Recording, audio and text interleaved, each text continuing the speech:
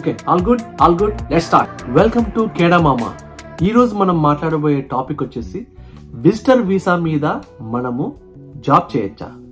Visitor visa మీద మనకు కెనడాలో కెనడియన్ డ్రైవింగ్ లైసెన్స్ వస్తుందా రాదా? విజిటర్ వీసాతో మనము ఏం చేయొచ్చు? మన విజిటర్ వీసా నుంచి కెనడా వర్క్ పర్మిట్ కు కన్వర్ట్ చేసుకునే ముందు మనం ఏమేం చేయొచ్చు విత్ విజిటర్ వీసా అనేది ఈ వీడియోలో డిస్కస్ చేద్దాం.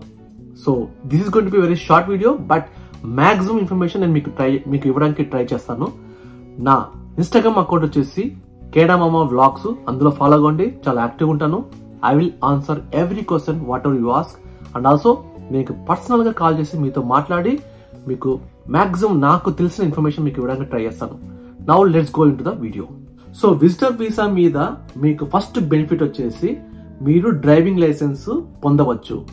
మీ ఇండియాలో ఉన్న డ్రైవింగ్ లైసెన్స్ హిస్టరీని తీసుకుని వస్తే, అండ్ ఆల్సో మీరు ఇనిషియల్ గా ఇక్కడ డ్రైవ్ చేయడానికి ఇంటర్నేషనల్ డ్రైవింగ్ పర్మిట్ కు తీసుకుని వస్తే కూడా ఇనిషియల్ గా మీకు డ్రైవింగ్ లైసెన్స్ వచ్చేంత వరకు మీకు డ్రైవ్ చేసుకోవచ్చు. అండ్ సెకండ్ థింగ్ ఏంటంటే, మీ డ్రైవింగ్ లైసెన్స్ ఎక్స్ట్రా తీసుకొచ్చిన తర్వాత మీరు ఇక్కడ లైసెన్స్ కి అప్లై చేసుకోవచ్చు. ఇక్కడ ఫస్ట్ G1 అని ఒక టెస్ట్ ఉంటుంది. ఆ G1 ఎగ్జామ్ రాయాలన్నమాట. అక్కడ రిటర్న్ టెస్ట్, తర్వాత విజన్ టెస్ట్ ఇచ్చిన తర్వాత మీకు G1 అని ఒక ఇస్తారన్నమాట. తర్వాత మనము ఒక వెబ్సైట్ లోకి వెళ్ళిపోయి మన డ్రైవ్ టెస్ట్ కి ఒక స్లాట్ బుక్ చేసుకోవాలా. స్లాట్ బుక్ చేసుకున్న తర్వాత మనం డ్రైవ్ టెస్ట్ లో పాస్ అయితే మనకు G2 వస్తుంది. G2 తో అన్ని ఆల్మోస్ట్ అంత డ్రైవింగ్ సంబంధించిన అన్ని నీకు యాక్సెస్ వస్తుంది.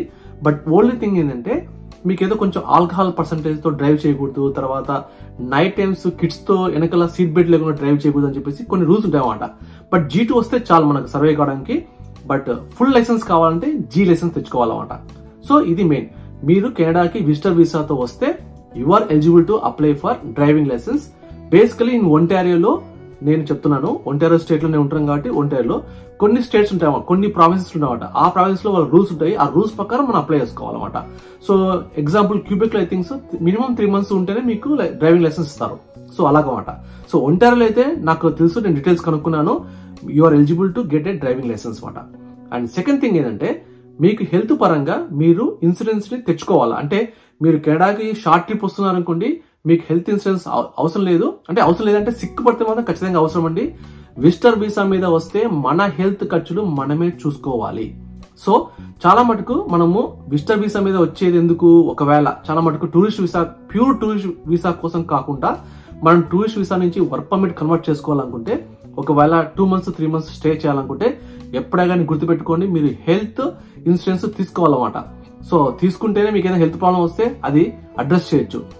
అండ్ మీరు ఏ బెనిఫిట్స్ పొందుతారంటే విజిటర్ వీసా మీద, మెడికల్ సర్వీసెస్ లో ఓన్లీ ఎమర్జెన్సీ, ఒకవేళ మీకు హెల్త్ ప్రాబ్లం వచ్చి సంథింగ్ హార్ట్ ప్రాబ్లమో లేకుంటే ఏదో ప్రాబ్లం వచ్చింది విచ్ నీడ్స్ ఎమర్జెన్సీ, మీకు తొందరగా మీరు డాక్టర్స్ చూడాలనుకుంటే మీరు 911 ఫోన్ చేస్తే కనుక మీకు వెంటనే ఒక అంబులెన్స్ వచ్చేసి మిమ్మల్ని తీసుకెళ్తుంది. కానీ మెడికల్ ఖర్చులన్నీ మీరే భరించాలి.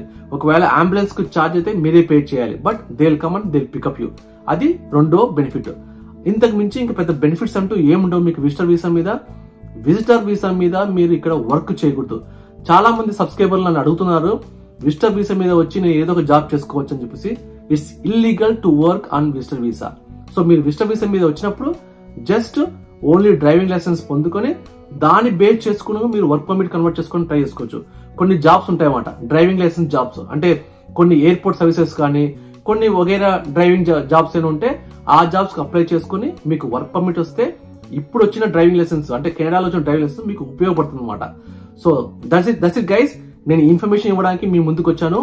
Hope this is very useful. మీరు నన్ను ఫాలో కావాలనుకుంటే ఇన్స్టాగ్రామ్ లో ఫాలో కండి, నేను మీతో మాట్లాడతాను.